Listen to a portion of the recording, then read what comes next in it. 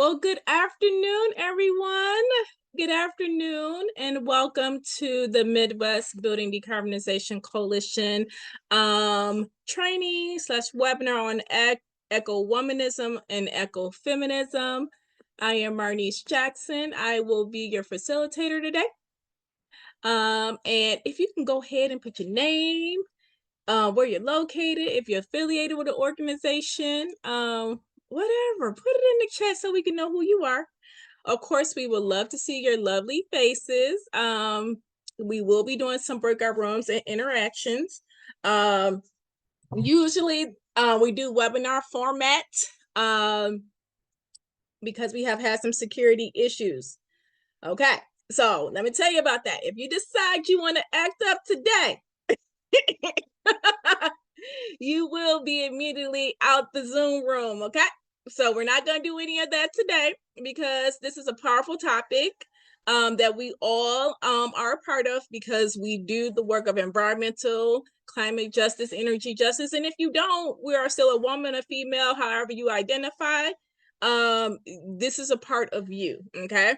So I said before, I am Marnese Jackson, and just a little bit more of the housekeeping rules. You will get access to these slides, the recording,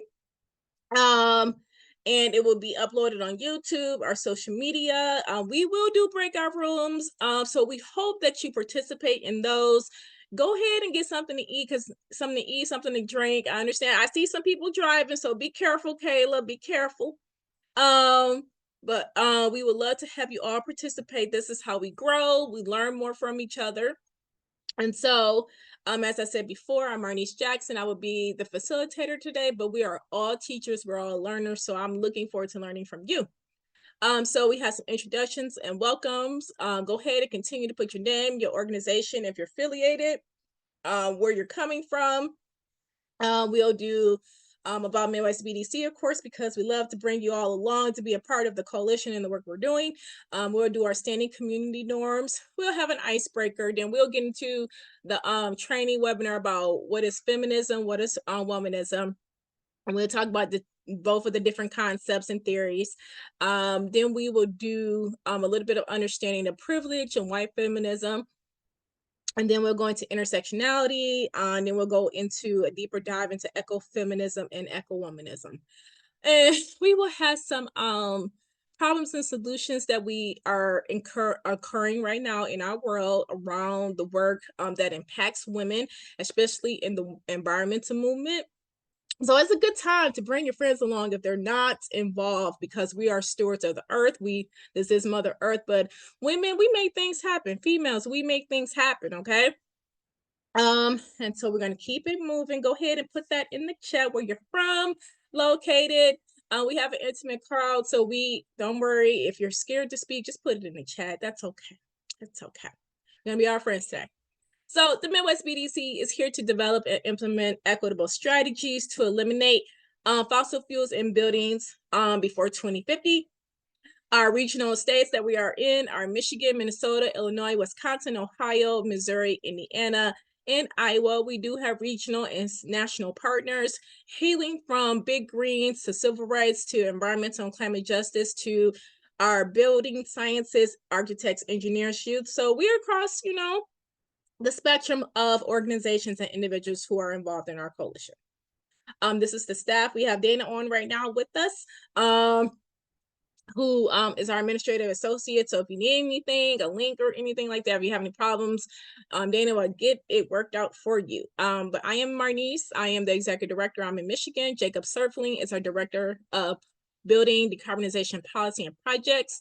He's in Iowa. Eddie Davis is our director of grants and development.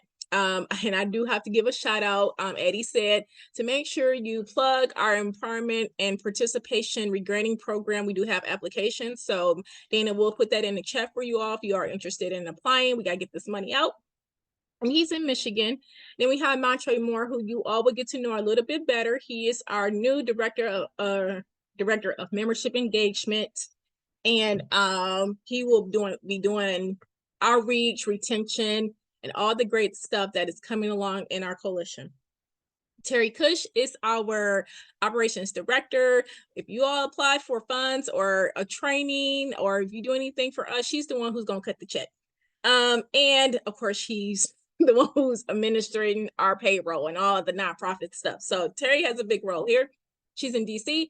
Joanne Lee is our policy manager, who is working alongside Jacob to advance the policies that we're working on the local, state, and national level. And she is in Illinois. And Maggie Heiser is our communications manager and digital marketing manager. She pretty much designed the slide deck and do all the communications, and she's in Ohio. And Dana is here. You'll most likely hear from Dana a lot now. She does the reminder emails, process your membership paperwork. So I have to highlight the team because we are definitely interdependent on each other. So welcome, welcome, welcome, everybody.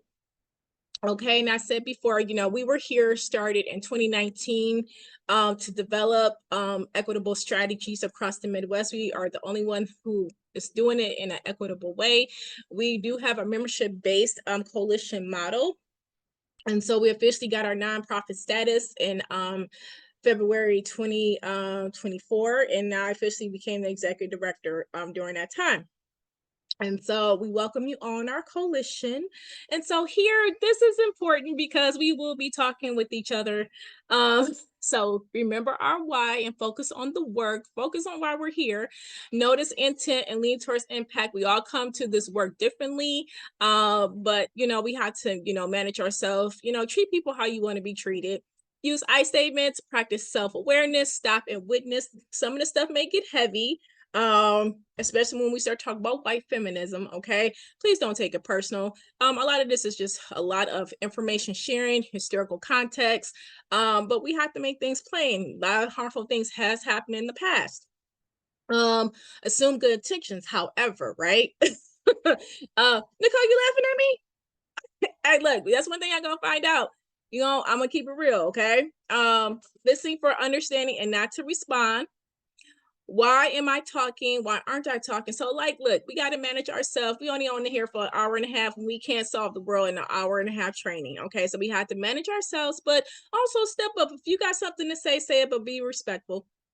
Practice active listening. Everyone's a teacher and everyone is a learner. Yes, I am the facilitator. Yes, I am passionate about these topics. However, you all have your experiences. You may be more knowledgeable than me. Hey, I just really like this topic and I really wanted to do it. And share responsibility for keeping these norms. Do not dominate the meeting. Look, we trying to get through the training, and at the end of the day, we're trying to move this forward and educate others on how EcoWomanism and EcoFeminism play a role in our movement. Of course, respect the meeting facilitators. Okay, we gonna respect each other today. Adhere to speak indicators, next indicators. Use your reactions. We've been zooming it for the last 5 years, y'all. Let's just use the reactions, okay? Raise your hand so we can call on you and then acknowledge you. Let's see. Show up as your authentic self. Be you. Speak to the whole group. If you guys say some terms that everybody's not familiar with, one, don't be afraid to ask. Okay, there are no dumb questions. And then don't be afraid to ask on what does that mean, right? We are here to help and educate each other. And then participate and lean into discomfort. Okay. So today's objective is to understand what does ecofeminism and eco-womanism ideologies mean, and to understand the importance of intersectionality, privilege, and how it shows up in the environmental movement in regards to women. Simple, right? Yep, that's how we do. We ain't gotta make things hard. All right. Just FYI, we do have some awesome things coming up. I want to get all this out in the beginning. If you're interested in applying for our regrading program, we do have the applications on the website. I believe Dana put it in the chat. So go there, go ahead and apply. Applications are due the 30th. So this is for people who are interested in doing projects around building decarbonization. If you're interested in learning what type of projects you can do, you can, of course, reach out to Eddie. Anyone on the team can help you figure out what you want to do. We got to get this money out here, right? And we also have some podcasts going on our past empowerment grant recipients. They're across the region, across different type of organizations. So go check them out on our website, Facebook, YouTube. And thought I had another slide, but whatever, we'll get to it. So what does participation look like? So we would love you all to participate. So Mary Alice, just to answer your question, Eddie will follow up about in regards to your application. If you already applied, I will make sure he sends a confirmation that you applied. So don't worry, we got you. Okay, so participation looks like looking at slide decks and listening, interacting in the chat with numbers, breakout sessions, questions in the chat. I will do my best to monitor the chats alongside Dana, and then just being honest and vulnerable during this time. Okay.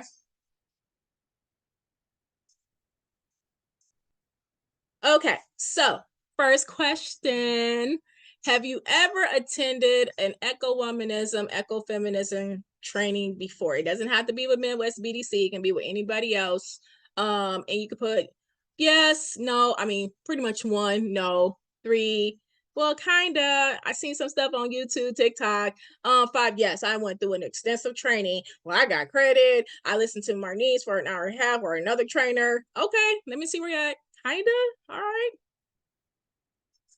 No, once. All right.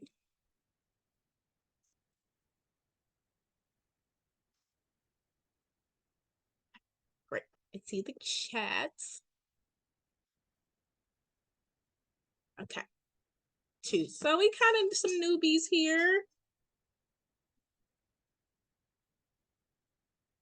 Okay. So I'm gonna switch some things and hold on for a second. My cat is doing something.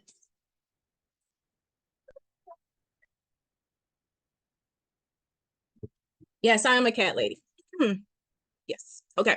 So seeing you haven't been through a training before, you guys are between 3, 1, 2s, and 3s. Okay. So are you familiar with the terms eco-womanism and ecofeminism? Okay. 1, 2 in the middle. Okay. Okay. Mm.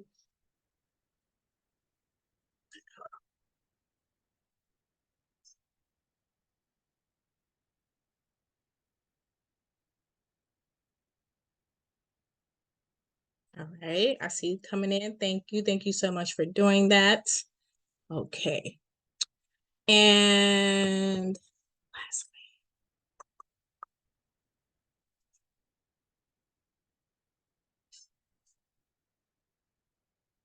Okay. So I want to also say that, a lot of this information is going to be from a Black lens, a white lens. I don't want to miss anyone or any ethnicity, but these are the two that come highlighted with these 2 different concepts, theories. However, I did highlight some indigenous movements within the slides, and don't worry, you'll get access to the slides. Okay, so don't worry about that. So I wanted to make sure you guys know that because I haven't found any research on a coin indigenous or Latinx, Latina theories around focused on eco-womanism, but I know a lot of people just use the word feminism because a lot of people do identify with that. So I just wanted to make that clear. A lot of people do identify with ecofeminism, just a broad term. However, eco-womanism is like really focused on Black people. And so however you identify, you will be able to get something out of it. So don't worry about it. Let me see, let me make sure I go to the chat so I'm not missing anything. Thank you. Okay. All right, great. So let's go ahead and get into it. So we gotta start back to the basics, okay? Feminism is a range of political movements, ideologies, and social movements that share a common goal to define, establish, and achieve a political, economic, personal, and social equality of the genders. This includes fighting gender stereotypes and seeking to establish educational and professional opportunities for women that are equal to those for men. So there's a lot of different waves of feminism, and I'm gonna go through all of them, okay, so we can know where we're at. So the first wave of feminism was pretty much surfaced in like in the hold on for a second. I get my notes. In the 1800s, okay. So a lot of us know about Elizabeth Cady Stanton, if you heard about her, but she was very instrumental in getting the movement started around American women in Seneca Falls, New York. And so they attended this big convention where they talked about women's equality with men and passed a dozen of resolutions calling for various specific rights, including the right to vote. Okay. Although the early women's right movement was linked to abolitionism of the 15th Amendment in 1870, some people were not recognized in this 15 passage, including Black women and other women of color, because we could not vote because we were enslaved, right?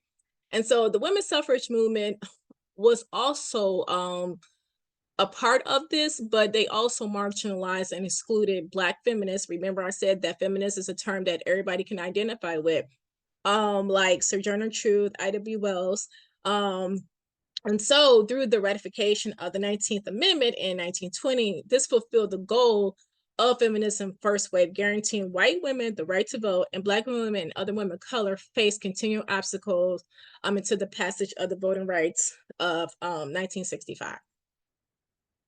So, this is a picture of the women, and of course, it was focused on women's rights, voter rights, and getting away from men who were not very nice to them. Okay. And so with the second wave of feminism, it started like going into 1963, where Betty Friedan published The Feminine Mystique, which argued that women are confined to roles, domestic roles of being a wife and a mother. And quite honestly, I feel like we hear terms nowadays, like with the modern women, don't want to be domestic anymore. So that's a bigger conversation. But if you guys haven't heard that, you just listen to the latest podcast bros out here. But this became the second wave of feminism, which was also inspired by the civil rights movement and protest against the Vietnam War. Also, which challenged the traditional gender roles in society, and to also end sex discrimination. And so during this time, feminism or women's liberation gained a lot of political clout with key activists like Gloria Steinem, I can't pronounce her name, but found the National Women's Political Caucus in 1971. I have heard that she was an FBI informant, but you know what? Hey, you never know nowadays. But the high points of this movement was the Equal Pay Act, right, which was a landmark Supreme Court decision, and then also Roe versus Wade, which we know now it's not a thing anymore, right? But we can continue to fight for reproductive freedom, and like we're doing in the States. So, guys, get out there and vote. So, like the suffrage movement, the second wave of feminism, through criticism from privileged white women and some Black women, formed their own feminist organizations like the National Black Feminist Organization. And despite the achievements, the women's liberation movement had begun to lose momentum in the 1980s, with conservative forces swept by the Ronald Reagan administration. So, can you guys see my screen? Yep, I figured it out. It was a me problem. Okay, I'm sorry. Okay, great. And it's okay, come off of mute, because I'll get the going and preaching. Hey, Marnese, I can't see some. Okay. And so with the third wave of feminism, we had cases like a lot of landmark cases to bring up sexism, sexual harassment in the workplace. Do anybody know who this is? You can just put it in the chat. You can come off mute.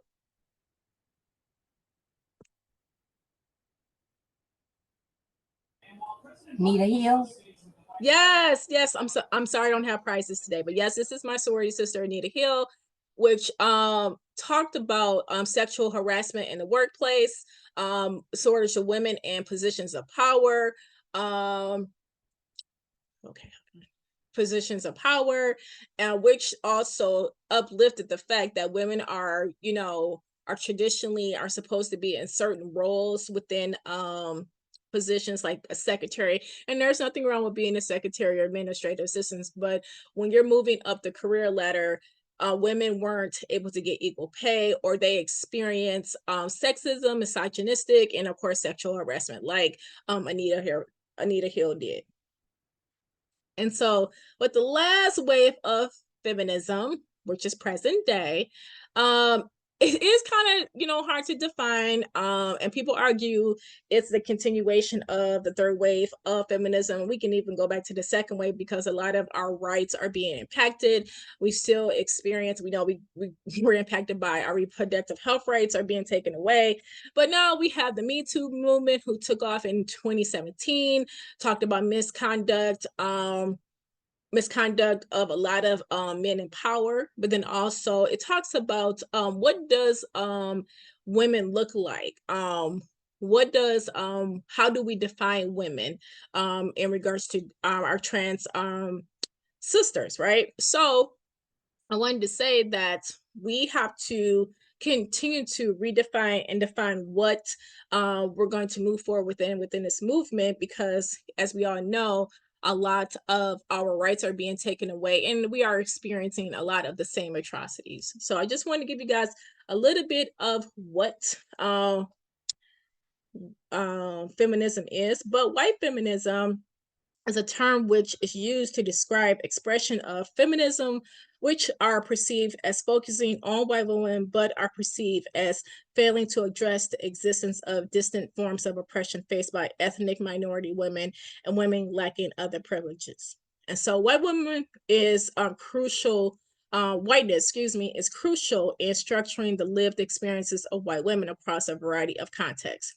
The term has been used to label and criticize theories that are perceived as focusing solely on gender-based inequality, and primarily used as a derogatory label. White feminism is typically used to reproach a perceived failure to acknowledge and integrate the intersections of identity attributes, including broader movements which struggles for equality on more than that front. So while the term white feminism is kind of recent, the critics of the concept it represents date back to the beginning of the feminist movement, where they left out Black people and other people of color in their movement, but however, use their numbers to advance their mission. So before I move on, are there any questions about any of this or any thoughts coming to your mind while I take some water?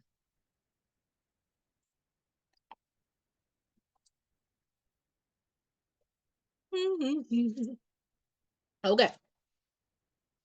So, I put this slide up because, when we're working together to advance issues politically, and FYI, remember, BDC is a 501c3. We are nonpartisan. However, I have to lift this up because when we're out doing our advocacy work and voting, sometimes we vote against ourselves. We vote against progress, right?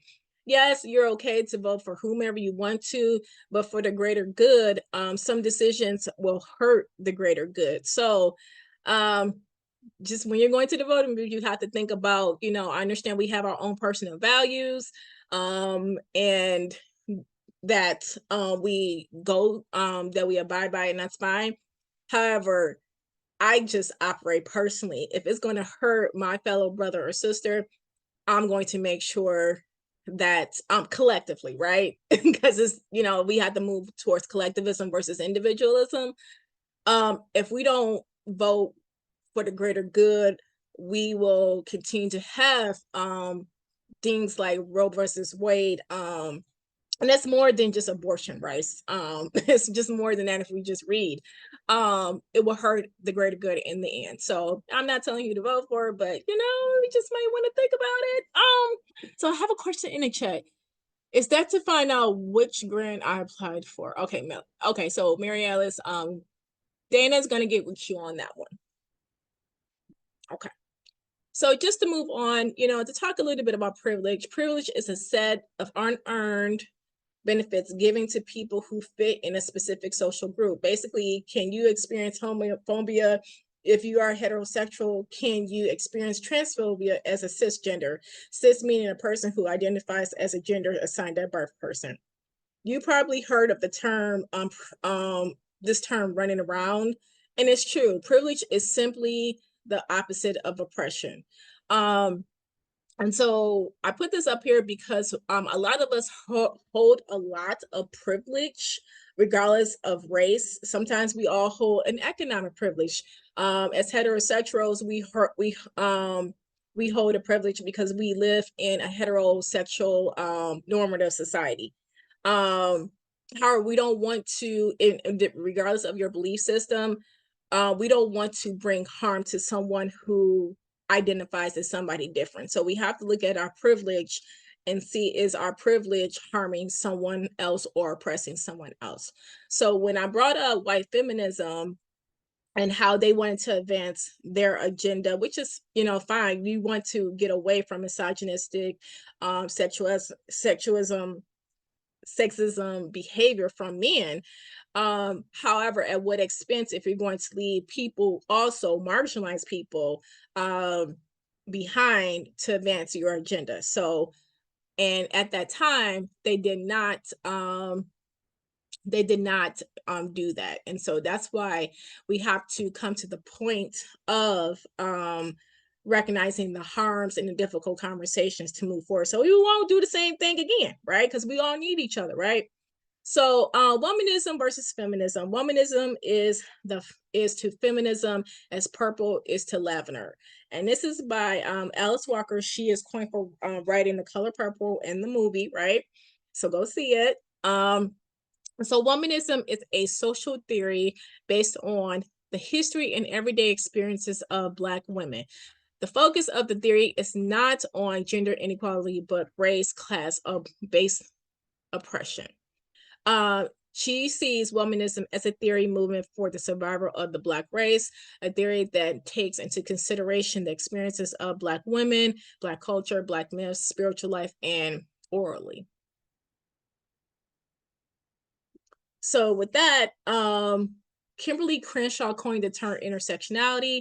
Intersectionality also refers to a intersectional feminism, which is a branch of feminism which identifies how different aspects of social and political discrimination overlap with gender. And so I'm a Black woman, and I can be oppressed by way of economics, by way of just being a single Black woman with kids, or just being a woman, right? And then being Black on top of that. So there's multi-layers. And if we want to get into the ageism of, our society, we can go there too. So feminism looks at all the different areas of oppression, because we don't live single issues lives.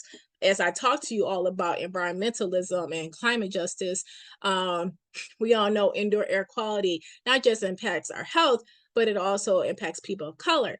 It also impacts our economics, right? It also impacts our kids, right? If you have kids. So with intersectionality, it's a non-empirical quantitative analytic framework that applies deconstructionist critical theory, and it attempts to identify how interlocking systems of power impact those who are most marginalized in society. Hi, I'm Kira Banks. Welcome back to the Sexism Challenge. This time we'll be tackling feminism, womanism, and intersectionality.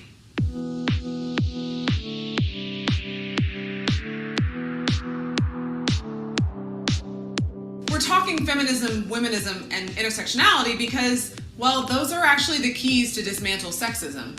But so often we just throw the terms around, we don't really know what they mean. If you've been along the ride with us, you're ready to dive into these terms because you've tackled your own gender socialization, understanding gender and sex are not binary and are seen on a spectrum, and started to understand how you perpetuate some of the biases that keep sexism going. If you're just joining us, welcome. You can feel free to catch up on the earlier challenges or jump in and ask questions in the comments. Feminism. Feminism is the fight for equal rights for men and women. That's simple. Womanism is a way of thinking that highlights the natural, inherent talents and contributions of women, but centers Black women and women who are marginalized in terms of race, class, and gender. Womanism was born out of the lived experience of Black women and is basically an example of intersectionality. Intersectionality is the ways in which our social identities overlap and intersect to shape our experiences. One example is the women's suffrage movement, where white women were pushing for their right to vote and telling Black women to march in the back and wait for their turn for the right to vote. Some people would say true feminism is inclusive of multiple identities, but it hasn't lived up to that. So that's where womanism comes into play. Womanism was developed to center the lives of people who are marginalized in terms of gender, race, and class.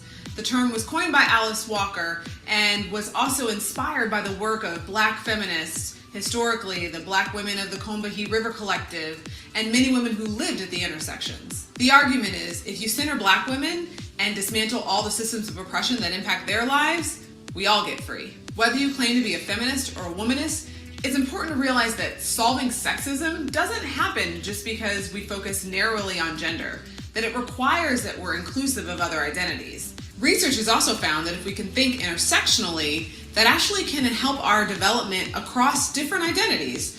So, for example, I did a research study where I looked at people who had traditional feminist beliefs and people who had inclusive feminist beliefs. And those who had more inclusive feminist beliefs, that actually helped them be more developed in their racial identity. So it's not just about, oh, it's a nice thing to be inclusive. It actually can spur your own development across different social identities. So your challenge for this week is to pick one topic that you think is just about gender and see it from an intersectional lens. Understand how it impacts people differently on the basis of race, class, and gender. I'll give you an example. When we talk about abortion, we typically think about that as a women's rights issue. Well, the reality is that it impacts women differently on the basis of race and class. And so you can easily search up reproductive justice, or you can look at the story of Purvi Patel in Indiana, that people who are women of color and are poor are disproportionately impacted not only by access, but also are more likely to be criminalized when it comes to reproductive rights. Pick that or any topic, but dig deep to try to understand how we can't just think about feminism as a women's only issue. And we can't get trapped in the historical white middle class ideas of what feminism should serve. We've got to understand the intersections and how race, class, and gender impact people's lived experience. Let's get to work and come back next segment where we'll continue to complicate what it means to understand sexism and how we dismantle it. Thanks for joining me, and I'll see you next time on the Sexism Challenge. I spelled that wrong. Okay, so now that we're back, what are your thoughts? And this is a time for us to talk to each other. Are you a feminist or are you a womanist?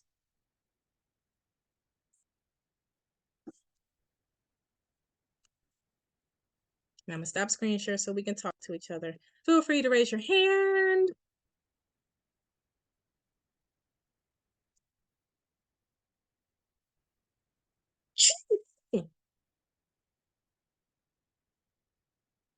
Come off mute. Put it in the chat. Okay, someone's coming in the waiting room. Susan, you want to say something? Sure. I'm really appreciating this conversation. Thank you for leading it for us. This term of womanism is actually new to me, and I have such a deep appreciation for having learned about it today. I had been thinking about myself in terms of a feminist who's inclusive, and now I'm thinking more about this idea of being a womanist. I love it. I think it's a great idea. Okay, okay, I see Kayla is definitely a womanist. Tiffany is a womanist. Both. Hey, yes, Nancy. And so there's no wrong answers here, okay? yeah, there was some downfalls and some pitfalls of the feminist movement, but doesn't mean that we can't do something different. Okay, Linda, womanist. Okay, womanist. All right, so we have to start, piping the definitions up, and like Susan said, we have to, be more inclusive of other women of color when we're out here doing our advocacy work. Okay. And I just fixed that slide because I didn't like that. I'm like, what? Spelled it right. Uh-oh. Actually, gonna have to stop right here. Any other thoughts on this before we move to the next slide? Move on. So we're gonna go and break our room soon. So is it possible to be both? Yeah, I think so. Because when I thought about it, extrovert, introvert. Mhm. Is it possible to be both? Okay. I think sometimes feminist is just definitely a general term that anyone has heard about. Womanist, unfortunately, is not as popular as the feminist term. So I do believe you can be both. But as I said before, sometimes a lot of Black women will move away from the word feminist. But I do know a lot of conscious Black women who still use the term, but they'll put explicitly, I'm a Black feminist, right? So I think it's just letting people know the distinction. But people don't know the historical context and the pitfalls during the initial feminist movement. Okay, so I have another video. Are you a feminist or a womanist? A question a lot of Black women will inevitably ask themselves while they're exploring feminism. Is womanism just feminism rebranded, or is there a little bit more to it than that? Well, in this video, I'll be explaining and exploring what is womanism. Womanism is a term coined by Alice Walker, who famously wrote the novel The Color Purple. The term first appeared in her book In Search of Our Mother's Garden, Womanist Prose, published in 1983. She created womanism to center Black women in a feminist movement that largely benefited middle-class white women. While Black women also benefited from the feminist movement, their contributions weren't acknowledged, and thus womanism was created. Because white women are often seen as the standard victims of sexism, feminism tends to be very white, and rarely considers how Black women specifically deal with being Black and female. This often means Black women participating in larger feminist movements tend to feel as though they have to choose between fighting against racism or sexism. Often because of the erasure of Black women within the feminist movement, Black women participating in feminism sometimes feel like they have to fight against the racism among feminists who don't see the need to include critiques of white supremacy in their fight against gendered oppression. These feminists are referred to as white feminists, not necessarily because they're white, but because their feminism really only seeks to serve white women, while actively overlooking Black women. And that's been consistent through the history of feminism, where Black women were often asked to stand in the back of the line while white women asked for their rights first, and considered the goals of Black women to be antagonistic to their own. Alice Walker defines a womanist as a Black feminist or feminist of color, a woman who loves other women sexually or non-sexually, and sometimes individual men sexually or non-sexually. She is committed to the survival and wholeness of all people, male and female. She isn't a separatist, except periodically for her own health. She loves music, dance, the moon, the spirit, and loves love and food and roundness. She loves struggle, her people, and most of all, she loves herself. It's important to know that while womanism is about loving and appreciating Black women and critiquing the classist and racist aspects of white feminism, it's also about supporting and empowering Black men, who are often integral parts of a Black woman's life and family. When it comes to differentiating between womanism and feminism, Alice Walker says womanism is to feminism as purple is to lavender, meaning that there are only slight differences between being a womanist and being a Black feminist. Womanists largely do support the larger feminist movement and their ultimate goals, but have carved out their own space to specifically center Black women. Whereas Black feminists tend to do the same, but seek to work within the existing feminist movement and structure. Well, I hope this video helps you understand a little bit more about womanism. If you'd like to continue to learn, share, and grow, you can keep watching some What Is videos by clicking right over here. And as per usual, don't forget to subscribe for more content. All right, so I hope that's helpful. So now we're going to do some sharing, and so we can get into to talk about EcoWomanism and EcoFeminism. But now I want to know more about you. So and if you're not in the environmental and climate movement, that's okay. But I wanted to know what is your favorite Earth Story or Echo memory? And this can be anything, like how you got into the movement. And actually we're gonna go into breakout groups. How did you get into the movement? Why do you do this work? Or it could be a simple story of like, I just like hiking. I like to be in nature. So we're gonna get to know each other a little bit and go into breakout rooms. And we're gonna go in there for a couple minutes. Well, maybe about 7. We're going to go into breakout rooms, and then this is a good time to get to know each other and make build relationships across wherever we are. So remember the community norms.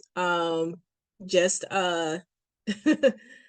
make sure that you are adhering to the community norms. And just talking to each other about your story as a woman, a female, however you identify, right? And then also just talking about your lived experience doing this work, and then also just what does it mean to be, what is your echo story? So we're going to be here for about 7 minutes. So that should give you guys enough time to talk to each other. Okay. So we're going to go on there and okay. Create. And if you don't want to go in there, just stay in here and you can talk to me, but I'm going to move around. Okay. Boy girl rooms are opening now.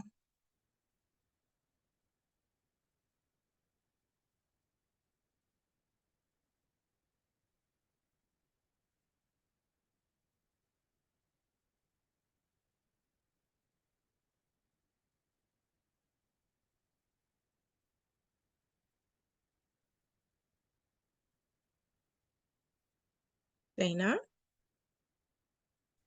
Yes. Hold on for a second. Mm-hmm. I'm going to start recording right now.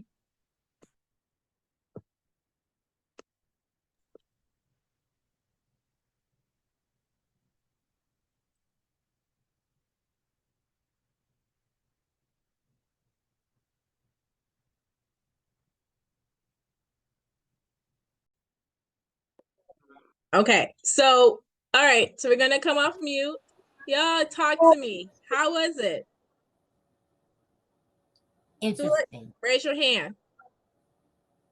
What you guys learn?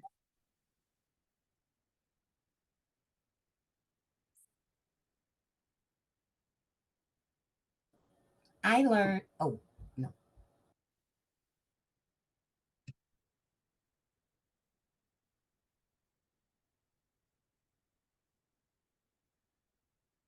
All right, thank you, Apreli. Okay, so y'all want to talk to me about what you learned about your person in your breakout room? It's okay.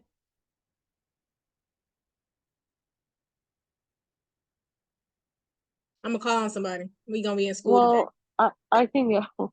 Um, this is Kayla. I was in a room with Jennifer and Nancy, Okay. and I think for all 3 of us, it started pretty early, and just like from a place of appreciation, and then just wanting to do more for that and protect that feeling, I guess. Okay. Anybody else want to weigh in?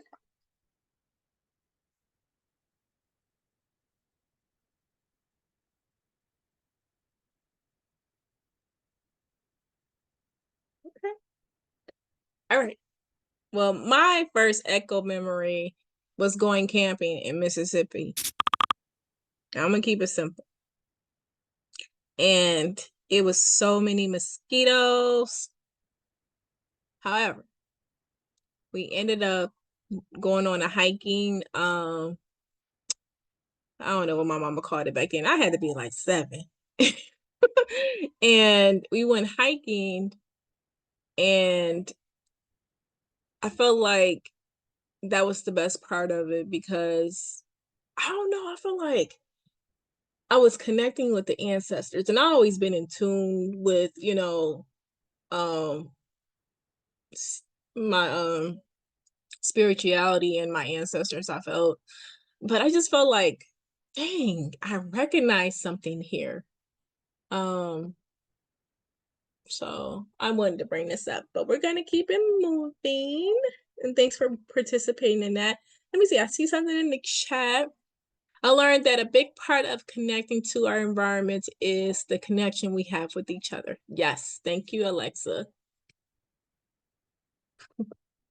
Okay. Okay. So now we're gonna talk about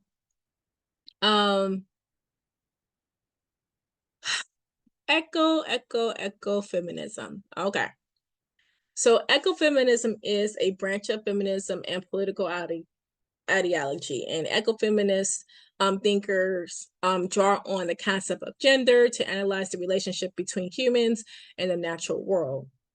Ecofeminism analyzes and explores the connections between women and nature and culture, economy, religion, politics, literature, and addresses the parallels between oppression of nature,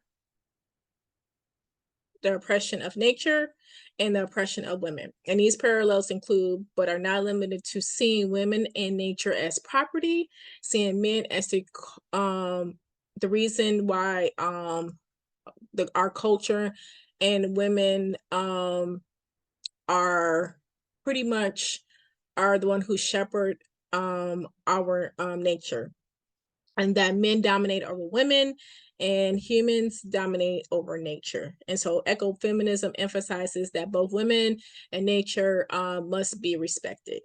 So during the Chipko movement, which was to save trees or conservatism of forests in India, they went on to rally to point out that in the environmental movement, tree hugging was definitely a sacred practice. So we all see a lot of people being tree huggers, but in India, this is more so of an act of revolution, and then also connected to spirituality.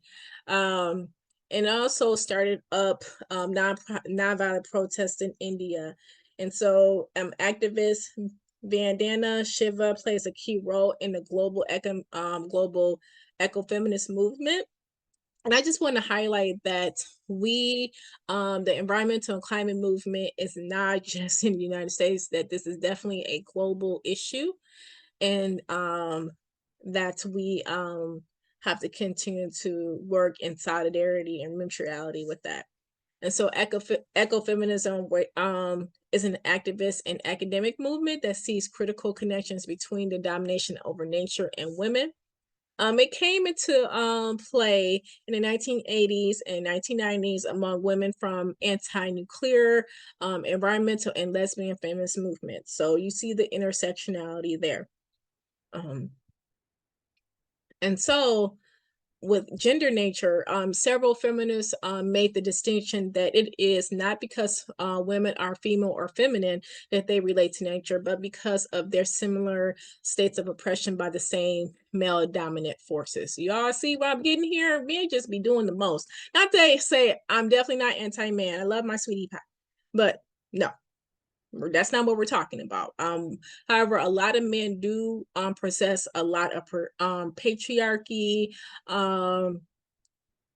misogynistic tendencies, and a lot of this is definitely learned behavior, a social norm, and a lot of them don't know until we have to call them out about it. So I think we should still continue to do that in the best way possible.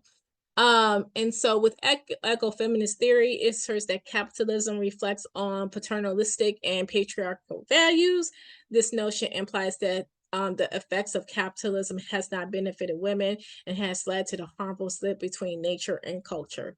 And so in the 1970s, early feminists discussed ecofeminists discussed that the split can only be healed by feminine instincts for nature and a holistic knowledge and nature's processes.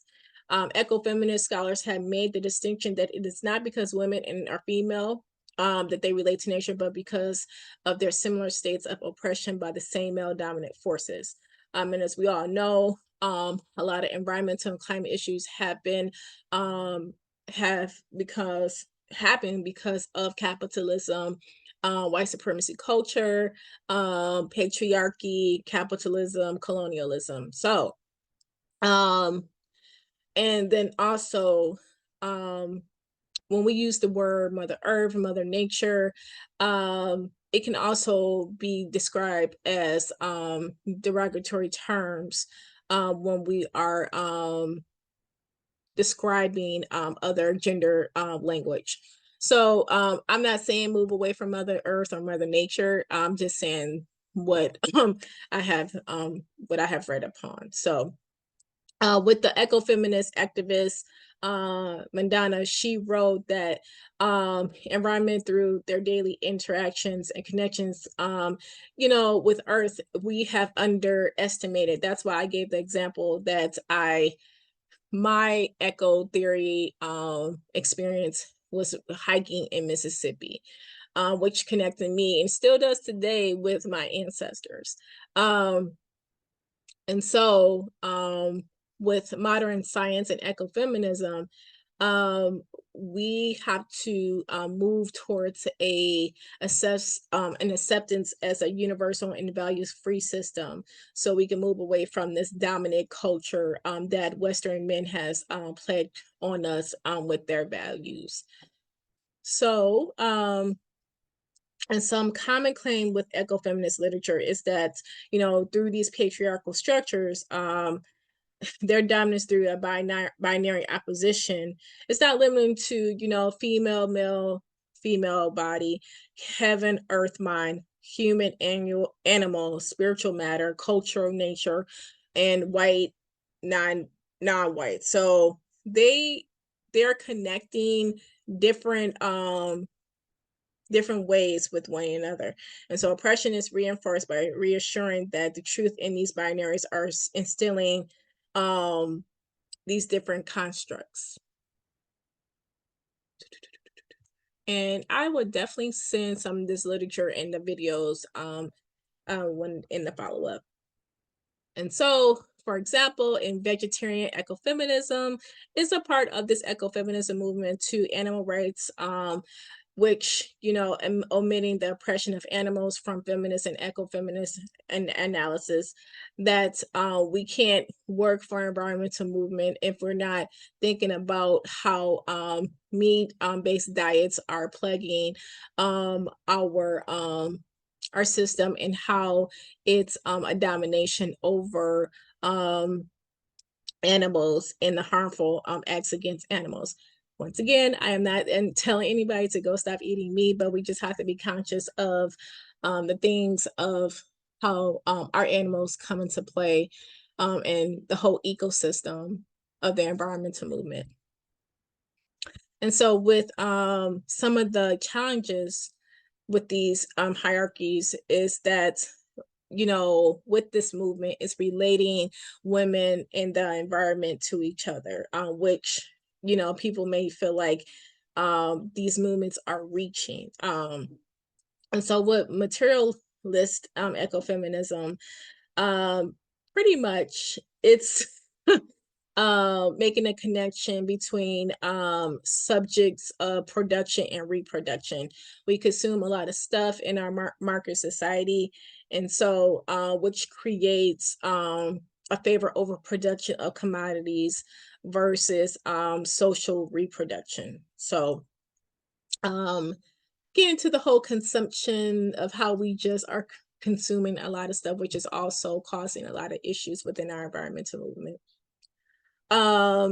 And so I just wanted to read this. Lee Grammer points out that this vulnerability is a patriarchal thing. Women are hurt most by exploitation of the earth because they are the most vulnerable in patriarchal society. The main focus is on women who are more at risk because they suffer double oppression of poverty, race, education, and nation.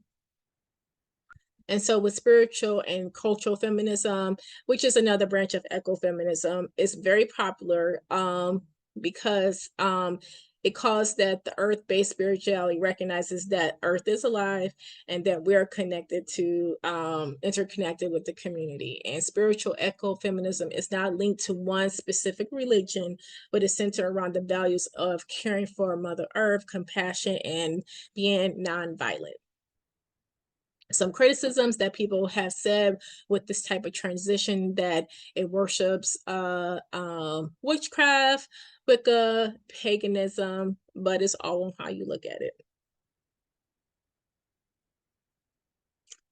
So ecofeminism requires us to expand ecofeminism requires us to expand our thought process on how we see Mother Earth in ourselves and in others, and how we treat ourselves and Mother Earth.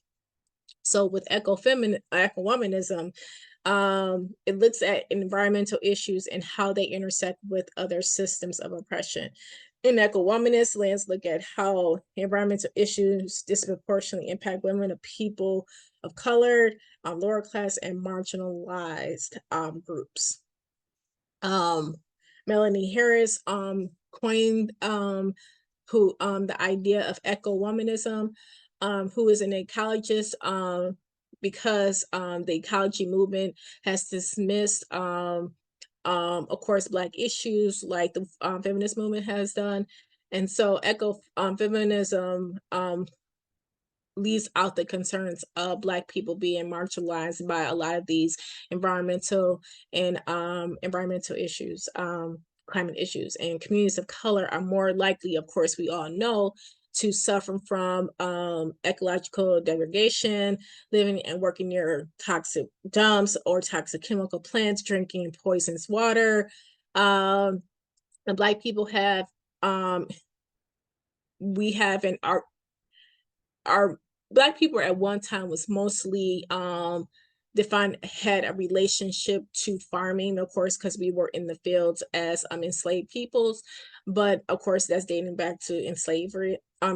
So Black people see themselves in ecofeminism or an environmental movement because we have built the built environment, and it's just like a spiritual connection. So Melanie Harris sees this movement as interdependence of spirit, nature, and people. And Black women have felt and lived the connection between Mother Earth, our bodies, which have, of course, we know, been dominated by men, Black men, and other cultures.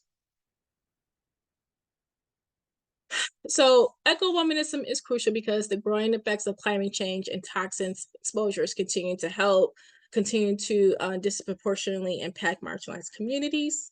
As I said, Melanie Harris, and she wrote the book on eco-womanism, so please check that out.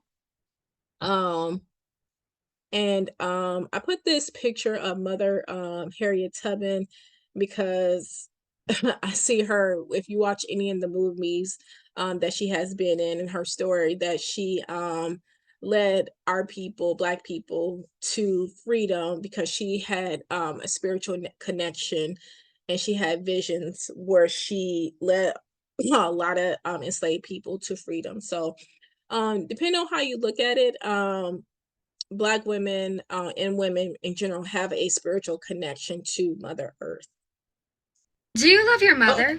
Yeah, today I'm Lily Joy. It's Indigenous Peoples Day. So today we're going to be talking about Mother Earth, and specifically the mothers, sisters, aunties that take care of the earth. Indigenous people, despite making up 5% of the world's population, take care of 80% of the world's biodiversity. Indigenous women often play a really large and important role in protecting biodiversity, as many Indigenous cultures hold Indigenous women as bearers of cultural knowledge, which includes traditional ecological knowledge. It's actually incredible that Native people, Native women, are able to take care of so much of the world's biodiversity, considering many of us are constantly under attack. One industry that's particularly harmful to Indigenous people, Indigenous women, is extractive industries, mining industries. Mining industries are not only detrimental to the land, however, they have explicit ties to Indigenous women in North America to increase rates of violence, and Indigenous people have often fought for these mining industries to stay off their lands. And this is not just true in North America, this is also true in Congo. Indigenous people in the DRC have also fought for mining industries to stay off of their lands. On average in Congo, 48 Congolese women every hour. This horrific rate of violence has also been tied to the DRC's mining industry. Numbers to see how this directly impacts Congolese Indigenous women are not completely clear. However, historically, since the beginning of colonization, we know Indigenous women are consistently disproportionately impacted by sexual violence. Indigenous people, certainly helped by the Indigenous women around them, take care of 80% of the world's biodiversity. In essence, my message today is when we protect Indigenous women, we protect the land for the betterment of everyone. If we were to hold extractive industries accountable and ultimately stop the usage of extractive industries, we'd have a lot more safe Indigenous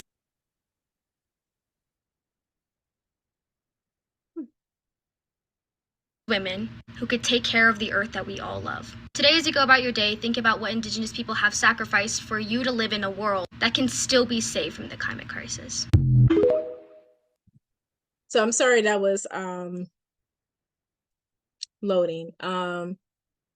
So I wanted to say that this is currently happening, and if we think about it, when we have extraction of natural of Mother Earth due to pipelines or other environmental climate issue impacts, most of the time they're in Indigenous communities or Black and Brown communities, and a lot of time women in those communities, especially Indigenous communities, experience sexual violence due to the mining workers, exploitation, human trafficking.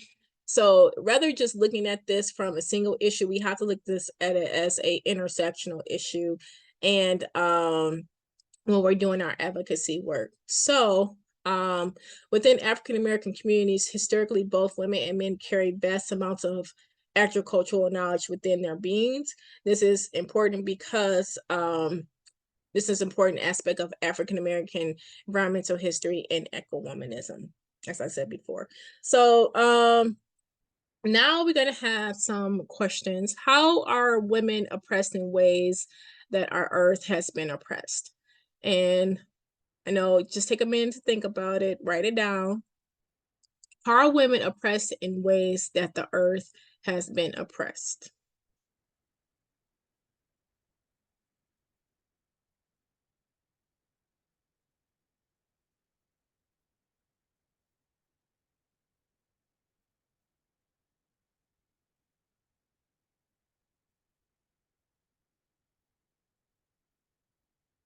Anybody like to take a stab at it?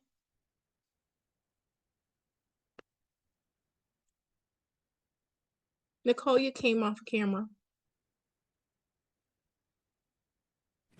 Okay. So I guess I would say that women are oppressed in the same way that the earth was in terms of being exploited, their images being taken from them. So when I say their images, particularly Black women, I think about how we're commodified from our lips, from our facial expressions, from the stereotypes that go to our bodies, that go to who we actually are, that are negatively used to marginalize us, but at the same time used to profit industries like the beauty industry, but at the same time tell us we're bad. So for me as a Black woman, I see that as exploitation. I think about that as the same way that the earth has been stolen from, literally mined, taken, all of the riches, all of the things that we look at for the earth that we look at and we need have been stolen and sold to major corporations. So that's kind of the comparison to me, exploitation and stealing of the image. I appreciate that. Anybody else have any comments? That's definitely a different way to look at it. Mhm.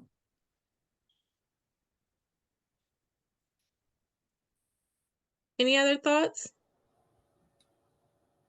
I would say, thinking back as a little girl, picking my father up from work in a predominantly then Caucasian community from a foundry that that shut down over time when white flight due to riots happened, and a whole bunch of factories closed that had left a lot of contamination and pollutants behind in a community that ended up becoming predominantly black, and it has caused a lot of health problems. I think about the climate change itself, and when I think about woman or womanism, feminism, I think about what's going on now nationally with birth rights, a woman's rights to her own body. You know, we have these monthly things that cause us pain. The birth of a child that causes us pain. That monthly cycle that comes along with what do you call that? That causes the pain on your ovaries. But those type of flows in a woman's life is like Mother Earth herself and what she's enduring with the floods and the tornadoes and stuff that we can't seem to. We have to find some type of band-aid, and that's what all of this is, to put on it, to stop the bleeding of climate change. Mm-hmm. Thank you. You all are. I'm just strange like that. No, I get it. So some solutions are, I was just looking at the time. So, to move this work forward, we have to recognize our privilege, and elevate the voices of who don't have that privilege, right? Everybody is not preview to these spaces. Bring them along, right? And it's okay that, that they're here with us, right? Listen to marginalized groups, um even if they're criticizing a group you belong to, because we need to start working together regardless if we may not agree on the tactic. However, a lot of us have the same mission, right? There's a role for everyone in this movement, right? Please don't be that person to say not all white women, okay? Don't be that person. Or I had that one black friend, or I got a black husband. Nope, don't do that. Please don't ever do that. Remove transphobic language from your dialogue. AP is not a requirement for being a woman, okay?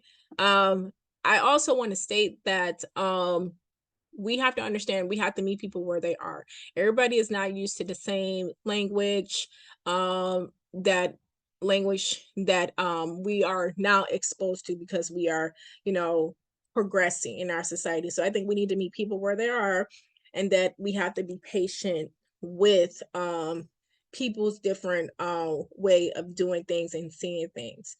That's just my point of view on the different languages and the different lifestyles people have, because everybody's different. And at the end of the day, people of a believer, God is in control. And I don't think God just put all people here to be treated in a harmful manner, right? And he gives us choice to do what's right and do what's wrong. So always do what's right. And remove ableist language from whatever you're doing. Don't say things like bipolar, retarded, insane. That's hurtful, right? We have to be mindful of the language that we use.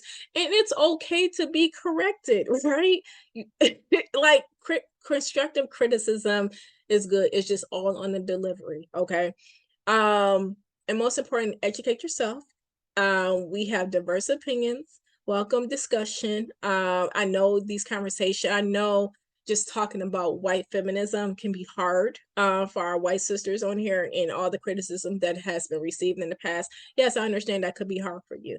However, our job as Black and brown people is not to lean into a fragility. That's not our job. That's something for you all to take care of, right? Because we have a lot of stuff that's on our shoulders that we have to take care of. So just be mindful. Project 2025 wants to expand Indigenous. Oh, okay. So yeah. I wanted to play this last video because there's a lot going on in the world. We all know that we're getting hit left and right, but I want to play this last video because we have to, get engaged with issue-based politics, right? And that there's a lot of issues going on in the world, right? But I wanted to lift this one up because it applies to the work that we do as in the environmental movement, right? And that we have to be mindful of doing our research and making an informed decision, right? Not off of emotions, but an informed decision on truth and fact. And I encourage everybody to do their research and download what does certain things mean for you. But I'm gonna play this video and then we're gonna have questions and we're gonna hop off. Project 2025 wants to expand Indigenous rights, or at least that's what they're saying. In Project 2025's mandate for leadership, they've laid out extensively what they believe the relationship between conservation and Indigenous tribes should be. They believe that conservation has long infringed on Indigenous rights and that their infringement on this right has led to the underdevelopment of tribal nations. Project 2025 believes that tribes should start exercising their sovereignty to start drilling and using extractive industries to develop their nations. Now, there's part of that that is true, which is that conservation has had a history of infringing on Indigenous sovereignty. For example, the National Park Service has had a long history of keeping Native people from their land and keeping them from exercising their traditional practices that are best for the land and also spiritually nourish Indigenous people. However, I personally, as an Indigenous person, take issue with this Project 2025 stance. Looking at the overall Project 2025 agenda, it is very clear that they would like to expand oil drilling, the use of natural gases and resources. It seems as though they are using sovereignty of Indigenous people to advance their own agenda, because there is nothing really in Project 2025's plan for tribes that might not want to develop financially by using extractive industries. I find their statement disingenuous because extractive industries have a long history of creating violent situations for Indigenous people and also destroying our land. Not only does extractive industries' presence increase the likelihood of violence toward Native women and perpetuate the missing murdered Indigenous people epidemic, it also would mean that Indigenous people would be exploiting our own lands.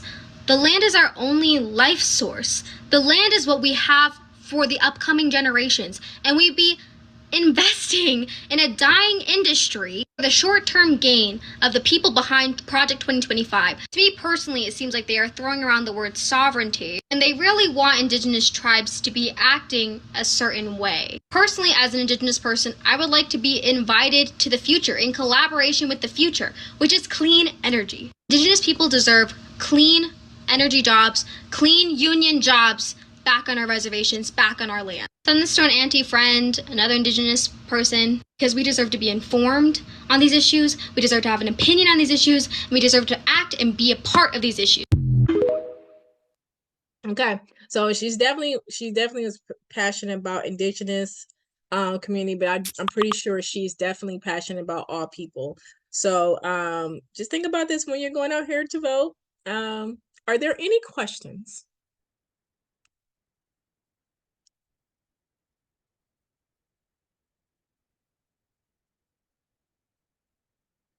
Before we move on, any questions or comments?